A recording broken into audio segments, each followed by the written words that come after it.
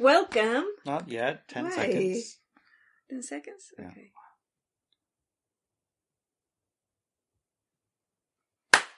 Ouch.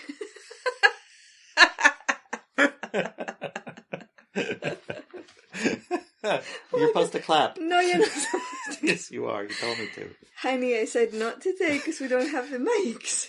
They don't have to. Whatever. I did. Okay, let's start again.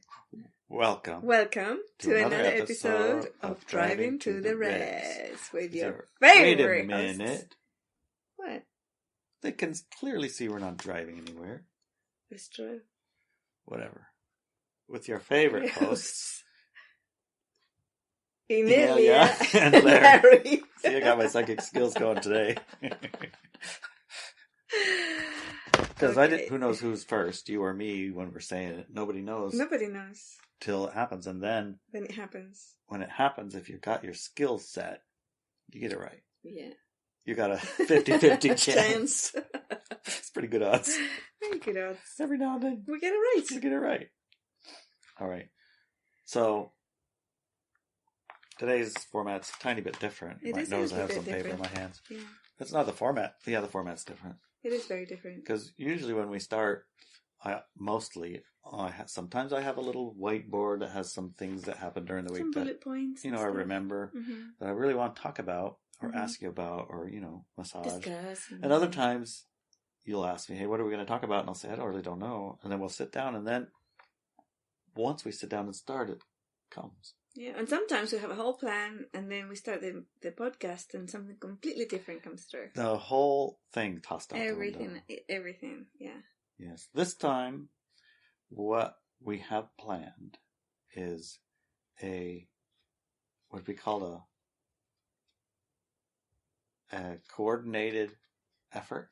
Yes, of the email that's coming out email. Monday. That's coming out on And- Monday. And the And podcast the podcast being coming sent out every- Monday. Their topics are the same. Mhm. And, I don't know, Substacks and all those other things. Walk with me now. All of the things will have the thing. Yes, all of And the we'll things be will have talking the about the things. same thing on all of the things. All of the things. Right. And the reason is 'Cause we it's like prime. It's prime. it. We want to try it. We like Because it. we like it. We Come on, decided to give do me a it. bigger reason. A bigger reason, more important reason. Yeah. We felt it was a key topic that needed to be explored. And the exploration expanded into the human collective this week. Okay. September. Plus, it's a 7-step and a 3-question, Yes. Yeah, 3 questions. which makes it 10. Is a 10 a good numerology number? Well, it's a 3. Yeah, there's 3 questions 3 questions I have to ask, and 7 steps. and there's a 7-step guide. Yes. Those are all good things for your little. Brings it in to look at it. Yes. Helps if you have, okay, I can do 3. I could do 3. I can answer 3 questions. 7 steps. Yep, I got that. I can do 7. It's like pushing how many I can do, but 7. So long they're written down, I can do them. Yes, that works. And so we have written it down. Yeah, we did. It'll come in a newsletter, Yes. and I'm going to read it. Well, we're going to read bits. we're going to and read bits of expand it and them. expand on them. Yes, that's a good idea. All right. So we talked about this on the 22nd of August, 2022. That's a lot of 2222. Yeah, no, I thought it was cool. And what it was we talked about our prime purpose. Yes. Because many times it's apparent we, cover up our prime purpose with all our other purposes. We do. And we mistake our other purposes for our prime purpose. Prime purpose, yeah. Or to be a prime purpose. Like my prime purpose is to teach people this, or prime purpose is to catch fish, or to provide raise for my frequency family, or level raise of a family, or planets. raise the frequency Those are level all of the planet. secondary, actually. Right. They're all secondary to your actual prime purpose. Yes. And when you embody your prime purpose, everything else becomes appropriately prioritized. Yes, appropriately prioritized by us. Right. Or at least that's the idea. The idea and the hope. The idea, right. You can embody the prime purpose and allow the other purposes that you've gathered their correct, I guess, level of attention. Yes. They're as important as you want to make them, but only as important as your prime purpose. Correct. something like that. So one of the ways to gauge our prime purpose is through asking ourselves these three questions. Not gauge our prime purpose, but gauge our grasp of the topic, maybe? Maybe grasp, but maybe how well we are. Yes. Embodying our prime purpose. Right. By asking these three questions. Yeah. Let's have a look at them. All right, there are three questions. If the physical universe is not presently reflecting back high-frequency experiences to us, then what exactly is it doing? Is it reflecting back? One of the things that people often say, right? Have you heard it? Oh, everybody's just mirroring back to you what you're giving out. Yeah, reflecting back. Yeah. What you're emitting. Yeah. A lot of people say that, and unfortunately that is not always accurate. It's not always accurate. And is it sometimes accurate? Sometimes, but not always. Okay. The other one that also taps into that little misconception is the one where people say anything you don't like about another person is you don't like it because it's part of you. You're that. You're that you don't like. So that's why it's noticeable in someone else. Yeah. So that also is very false information. The things are actually not even related to each other. So the bit about reflection. And I plan to talk more about this, and we plan to do more discussions about this, simply from the perspective of the split, right? The split is exactly this. The split is exactly stepping into a physical universe so that we can reflect back that frequency that we are. That's why we came here. And the choice of having those type of experiences is also that experience that we wanted to come and have. And for thousands of years, we were born on Earth, not me personally, but other people, and my physical body, elemental also, to have light dark experiences, which meant that the person was open to have experiences of frequencies they did not have, but they could go somewhere where they could have that experience.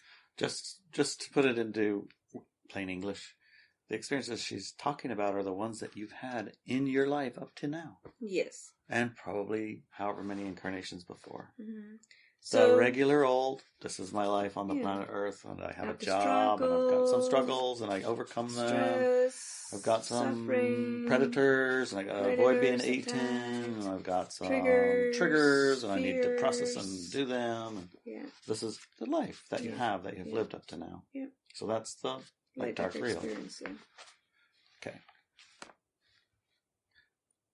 I did think that maybe, the three questions it might be okay to refresh what the prime purpose was.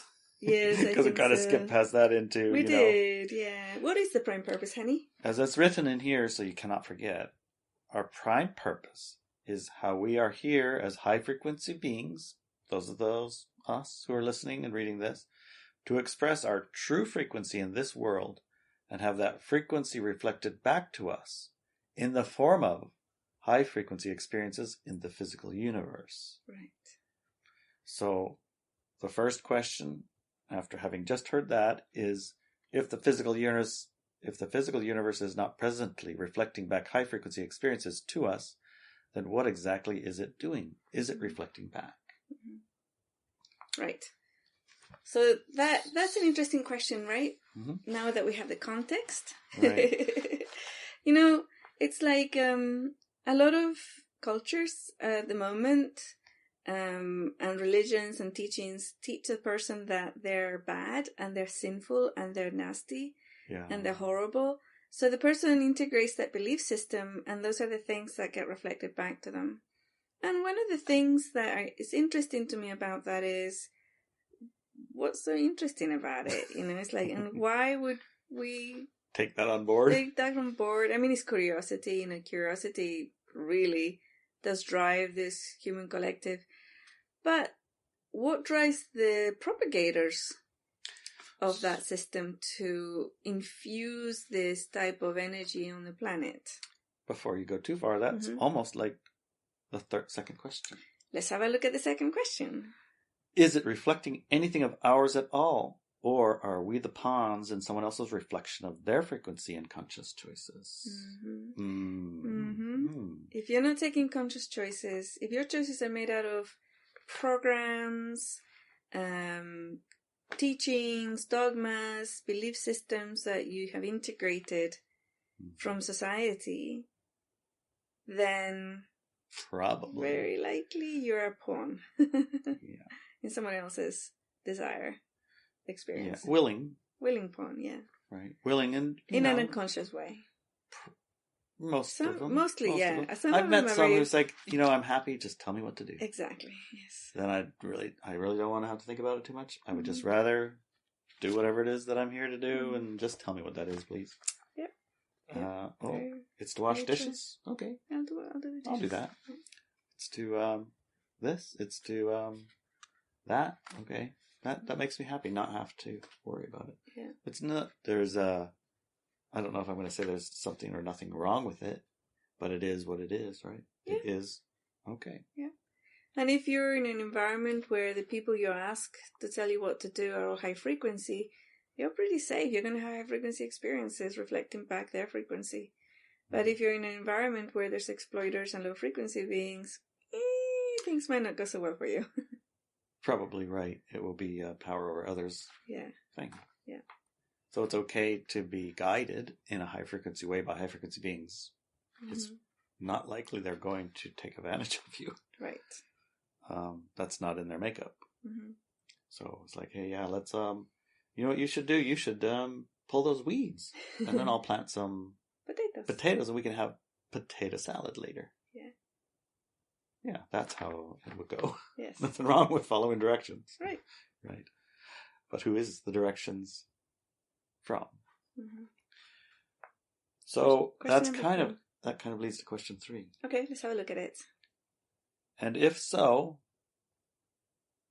how do we get out of being a pawn and step into being the true creator of our own reality?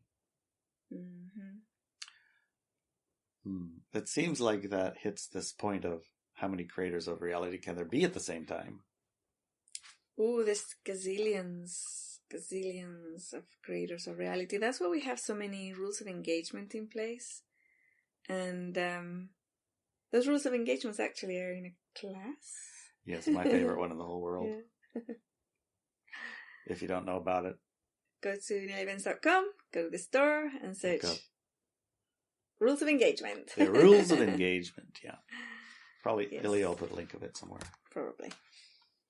It's super. So when you go through those 3 questions, it can raise discussion. It can make you think.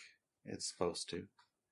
And then it brings you to a point where sometimes you have, I can fiddle my way through this. But it also gives you the opportunity to be open to have an even better experience of the physical universe. Maybe a 7-step guide answering the question of number 3. Yeah. How do you step out of being a pawn and become the true creator of your own reality? Yeah. And also one of the aspects of this is that often when we think about that or we read the sentence, we might think it's an absolute pawn. Yep. Like you're completely enslaved. And most people will say, no, I'm not actually completely enslaved. I'm awake and I have my choices and I'm in charge of my life. Yeah. So this goes to degrees.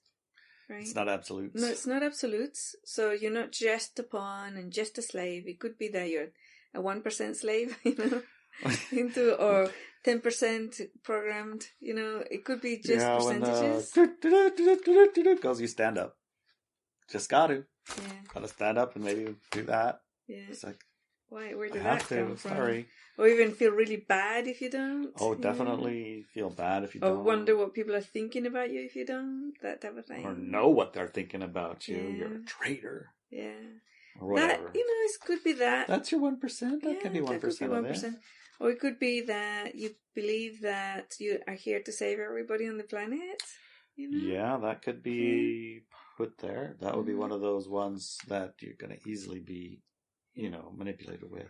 It could be that you believe that... that's where the saying, I think, the welfare of the masses is the alibi of tyrants. Yes. Yeah. And then you might think perhaps that money is evil. That could be your 1% enslavement. 1%, Should I go through some of these 7 steps? Because I think the first step is what we're talking about, which is first become aware of what's happening. Yes. Yeah. First step 1, become aware of what's happening. Realize that for the majority of your life, with mostly subconscious agreements, others have used you as pawns to create energy that feeds low-frequency experiences. Through filtering your perceptions, emotions, and choices via limiting and corrupted reaction programs. Stress, for example, is not natural. Did you know that? I always thought it was fuel for... going stuff. Yeah, fuel to carry. It's a good strong why. Mm-hmm. Stress, you have stress and you use that stress as fuel instead of to stop you. Mm. Stress is what do you think about stress now? It's bullshit. Okay. Stress, for example, is not natural. Stress is you reacting at a pawn level. As we see it, we have power to stop it. Yes. So basically, the becoming aware, that's just an example. An example is, if you're feeling stress in your life, it means there's a percentage of enslavement that is still acting within programmings, unconscious programmings usually, in your life. Something contrary to your prime purpose is being pushed. Yes. And your body's telling you no. And your something else, your pawnishness is telling you, oh yes, you have to. Yeah. And so that creates that stress. Yeah. Yeah. I find a lot of people have stress around work. Yeah. So that's an example. Yeah. Am I going to have a job tomorrow? Am I going to get sacked? Is the economy going to collapse, and then I'm going to be out of a job, or even if I do have my job, my wage is not going to be worth anything. So what's the point? But also I need to pay my mortgage, and I have to pay for my kids' food and clothes, and my husband or my wife, and I need to save for the future, but how do I save for the future if there's no money and I can't save? Yeah. And my bank account's gone and the money's worthless? Well, how am I saving? Right. Stress. So even that is a level of stress that many people around the planet are under. And it is artificial. It's on purpose. It's on purposely made, pulled in from all sorts of unconscious or from subliminal ways. And the person integrates that stress, right? Recognize it's not for you. Mm-hmm. It's because not for you. And it's not natural. You're listening to this, right? Yeah. Are here to embody this prime purpose. Right. This isn't for that. Exactly. It's for those who need the other. So if you're getting that right now, and you know you've chosen the life paradigm, and you're here to embody your high frequency, your natural frequency, then that's the question you have to ask yourself. If I'm here to embody my natural frequency, which is very high, then how come I have all these stresses in my life? Why? And just asking that why, and why isn't it easy right now for you? Then you become more aware. So you expand your awareness. Yes. Instead of diving into the stress and, there are substances many people use to relieve their stress, which are, also part of the stacking the negatives on top of the negatives to keep you who want to stay asleep. Right. It's the tool to keep you in the light dark reality. That's for those who chose that. Yeah. And if you didn't choose it, you just start becoming aware. You. It's not for you. So, 2, become aware that we use our minds and emotions, which are being controlled by those programs, to make moment-to-moment decisions. It is what controls our perception of the world and reality and convinces us that low frequency is normal. Back to the stress example. You were taught that it's normal to feel stress, even though when you first felt it, you knew something was off. something's off about this. Right. This isn't a normal feeling. Why would I feel this normally? Yeah. So it leads right to 3.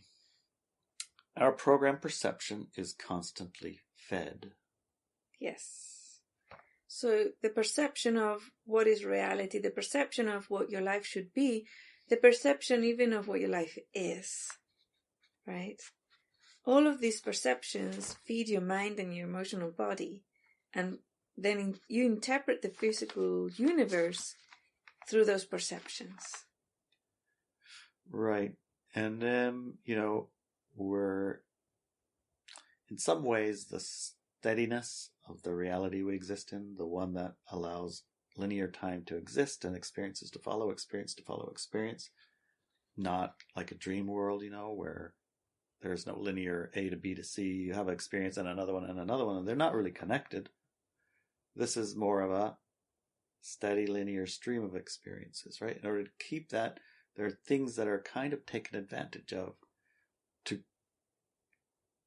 to I guess, hold the linear experience of light, dark, real into existence. And those are like data, information, energy, visuals, sound, food, drink, substances, chemicals, stress, all these things, movies, newscasts, Facebook feeds, books promoted by the media. So this is the number 1 book in the whole world.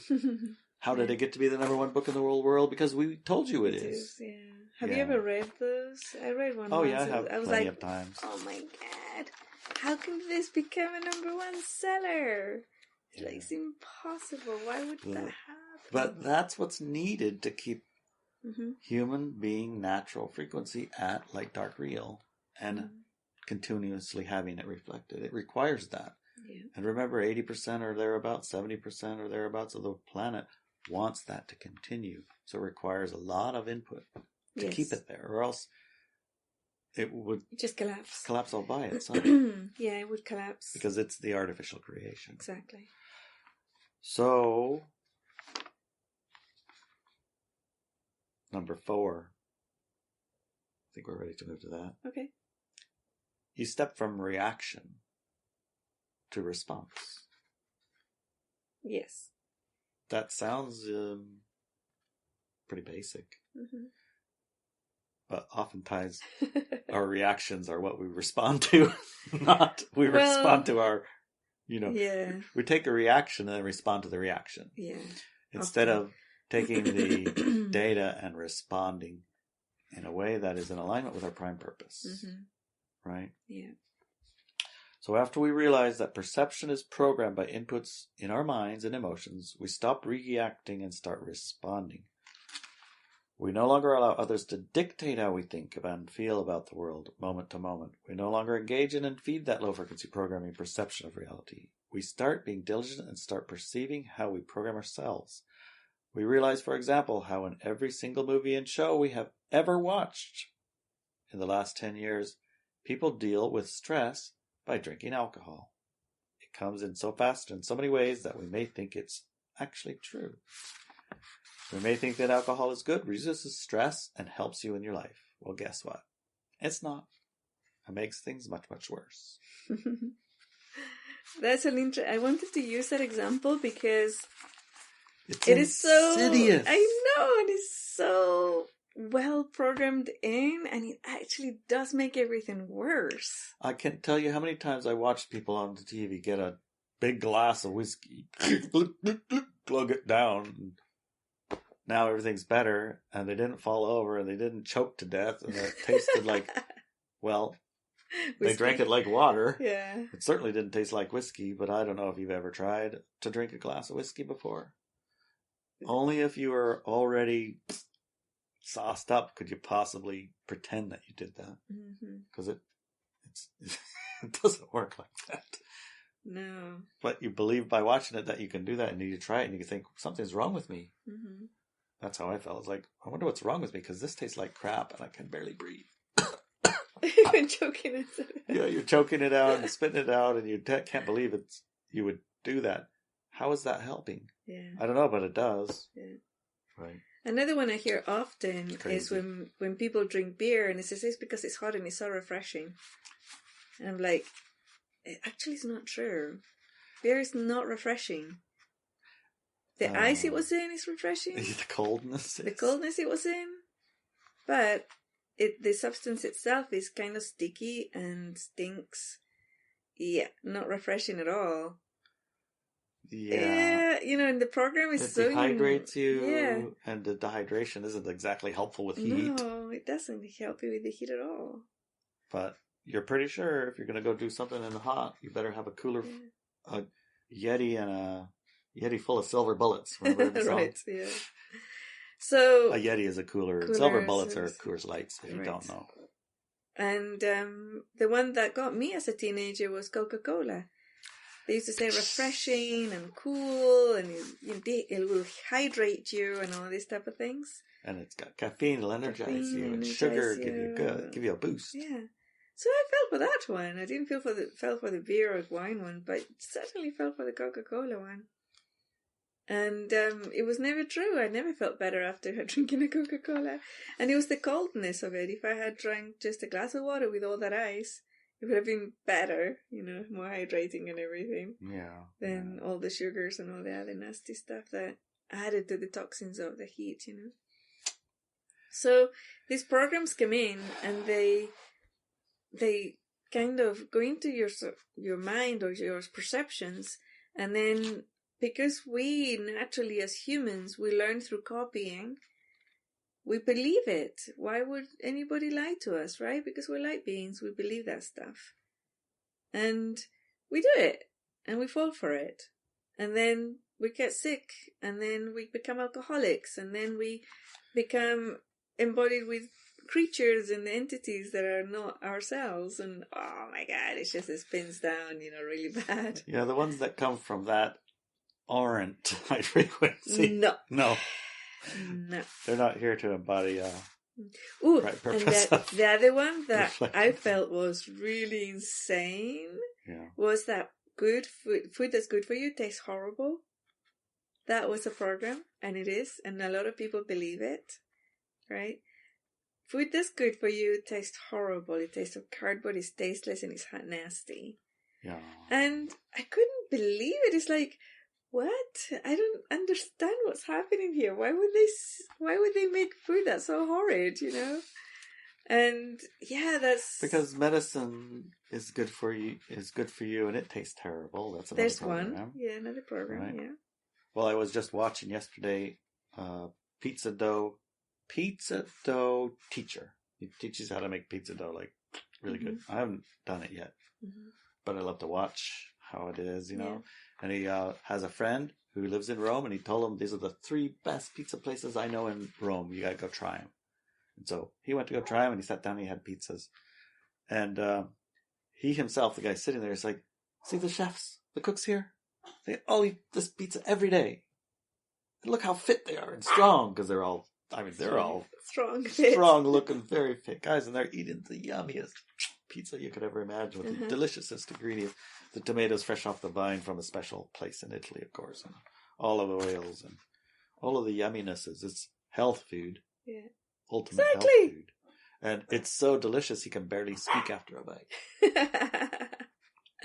Every pizza was better than the one before, which is impossible because each one was impossibly good. That's how health food is. And the other program that comes in through food also is how we have programmed our physical bodies to think, I've had a meal, this is food, and this other thing is not food, right?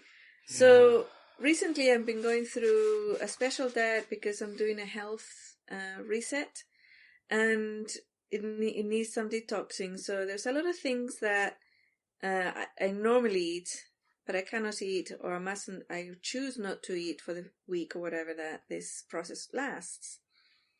And there was other things that were allowed, right? And one of the interesting aspects that I found was that I was eating a really nice, yummy meal made out of the ingredients that I can eat, right? Yep. That Larry made for me. And it was all the ingredients that I can eat. And it was really delicious. And I was eating it, and my body kept saying, "That's not food. We need a proper meal after this." And I'm like, "Wait, what are you talking about? Why would you say this is not food? Because it doesn't have X, Y, and Z." No. This is food, okay? And she's like, "Oh, is it? Yeah, this is food." "Oh, well, we really like it." Right? And then she started feeling satisfied. Yeah. So it's just a tiny little program that somehow it got in there. This is not food, right? And then turning that into, this is actually food and it's a meal, changed everything. It was just a little conversation. It's a little conversation I had with my body. And when she understood. And then I thought, interesting. So the process here is to reprogram my physical body to know what food is. Interestingly, number 5 is we take back control. Yes. Exactly what you said. We do that by taking control of our ingestion of data and food and stepping into conscious response. Data comes in many forms. From the food, the drink, the air we bring into our bodies, to the emotions, data, and information we ingest with our eyes and ears and emotional and energy bodies. We become aware of what we are allowing into our lives. Stop allowing low-frequency items in and start searching for and feeding ourselves with high-frequency items only. And when that stress data comes in and triggers inside of us, we use the fear processing exercise on it instead of keeping it by taking drugs or alcohol or having sleepless nights. 6. Stop reacting in low-frequency ways while interacting with ourselves or others. Mm-hmm. So can you think of any ways for number 5, take back control? Take back control. The input of data. Can you think of any examples or stories? One way would be to take control of what we would consider our binges. You know, a lot of people will binge watch something or binge eat something or binge something. Binge drink something, and they will find they have lost control over this go stop part of it. Mm-hmm.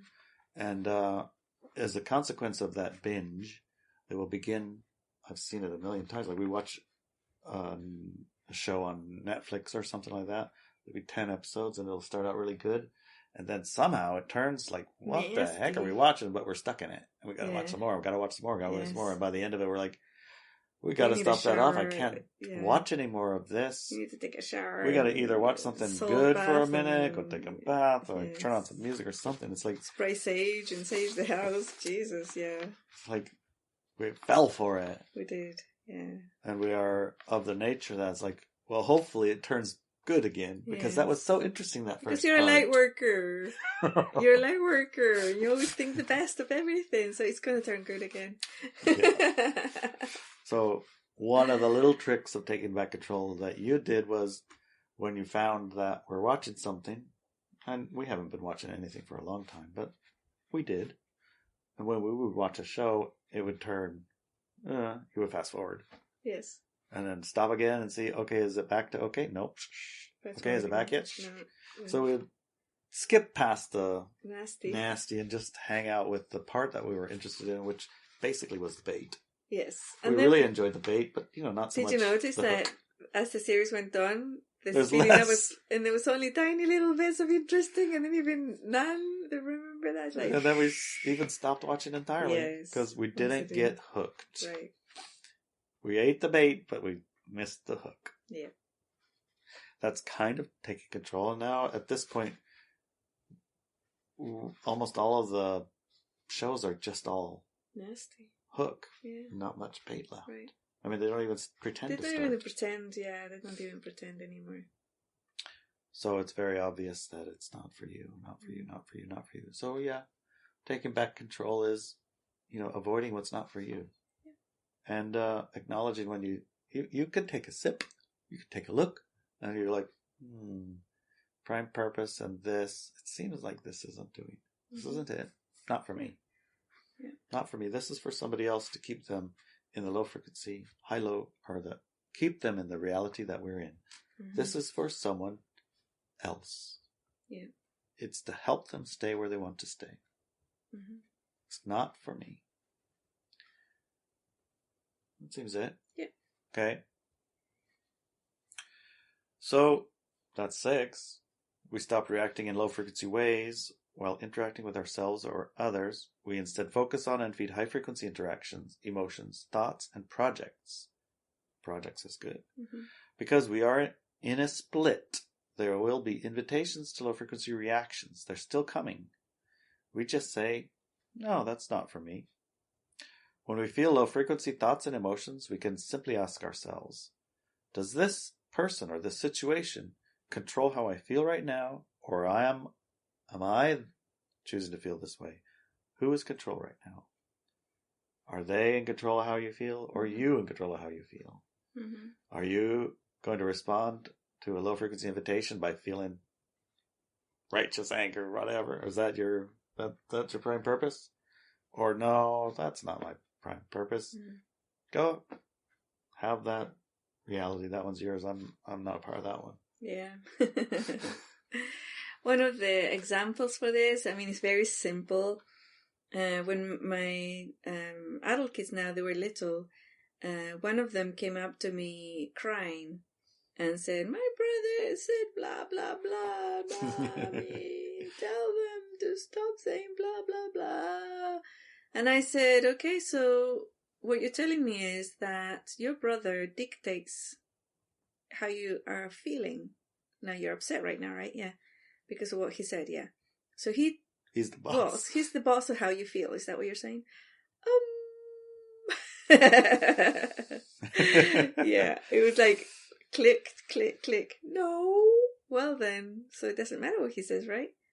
No. But it's like a toddler or a tiny child's example, but actually we carry that. Well, even today, you might be, lots of somebody people. says something, you get upset, somebody does something, you get upset, and then you carry that anger with you. And what does that mean? It means they won. They dictate how you feel.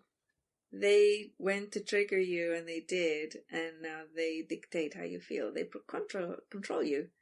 So, yeah, taking that back, and when you do get engaged in low frequency emotions in yourself, even if you react for a while, eventually you will respond because you're aware of it now, and then say, think, oh, did I choose to do that? Did I choose to get angry, or was it them that dictated that I get angry, you know? Am I falling for this? Do I choose it? What do I choose actually? Do I like being angry? Right? And some people get stimulated and like being angry, but other people not so much. But even the ones that like being angry, you can really choose when to be angry, right? So being angry when you're meeting a new friend or no friend, or talking to a child, or you're holding a baby at the time, it's not a good thing. Or even your dog, right? Mm-hmm. But being angry, let's say, when you're climbing a mountain or you're doing other stuff, then that's your choice. But make sure it's your choice and not somebody else's choice to make you angry. Because usually when you get angry, you lose control. You're out of control. And then when you're out of control, somebody else is in control. Oh, that's a good... Because control is always there. So if you're not in control, then somebody else definitely is. And that somebody else could be an energetic being that's feeding off that low frequency in your body. So yeah, I've heard of that plenty of times where people have gotten themselves in low frequency situations and made a deal with another low frequency entity to help them out of this bad thing, whatever it is, and sort of it kind of like perpetuates more bad things, so you have a constant need for this thing to help you. Exactly, yeah. It's like, that's not what I wanted. No. Right. Well, I think this segues perfectly into 7. Okay. Which is, we step into who we really are. Yes. We realize we are high frequency beings who were born on Earth at this time, not to pretend to be victims or aggressors, to step all over others or be stepped on by others, but instead to express our true frequency at all times and allow the human collective and the universe to reflect that true frequency back to us. In the form of experiences, we... Oh. What, did you get lost? Yeah. Did you want to start again? All right. That's a good one. Yes, let's start again. We'll start again. Ready? Yes. Okay, keep a track on me, honey. Hold on. Okay. Hold on. I'm holding on to you so you don't get lost. We realize we are high-frequency beings who were born on Earth at this time not to pretend to be victims or aggressors, to step all over others or be stepped on by others, but instead to express our true frequency at all times and allow the human collective and the universe to reflect that true frequency back to us in the form of experiences, life, reality, every second of our lives from this day forth. The energy of allowance is here. It's key. Close your eyes. Take a deep breath, and for a few seconds or minutes, simply allow the universe to reflect back to you your highest and most pure frequency, the frequency that is at the core of your being, the one untouched by programs of low-frequency experiences. Hey, this is your word. Boom! Boom! The last bit there is really key because it bypasses any low-frequency programs that you're still carrying. Because often, if we don't have that little sentence at the end, the person's at a subconscious level, we start reflecting back through their programs because they're still carrying them. Okay? And they would low frequency stuff. Do you want to read that last sentence again, honey? Okay. Do you remember what it is? No? No. Good thing it's written. Yes, it's good job it's written. Which where? Oh. It's Allow the universe to to your highest. yes. That one? Okay. The energy of allowance is key. Close your eyes. Yes.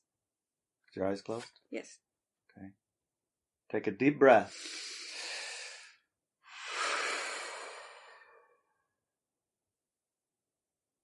Now, for a few seconds, a few minutes, allow the universe to reflect back to you your highest and most pure frequency.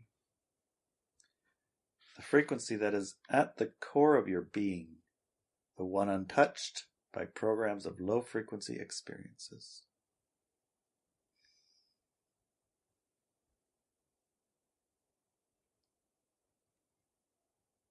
So that's really important, that part. Did you see the part that's important? Yes. Which one? The untouched by programs of low-frequency experiences is part of your core. Exactly. Yes. Yep. Yeah. Your That part. highest, most pure frequency. That one, you want that one to be reflected back to you. That bit. Get that Whoa. bit. Right? Oh. Whoa. It's Whoa. Let's get that one back again. I think That's a I tree. agree.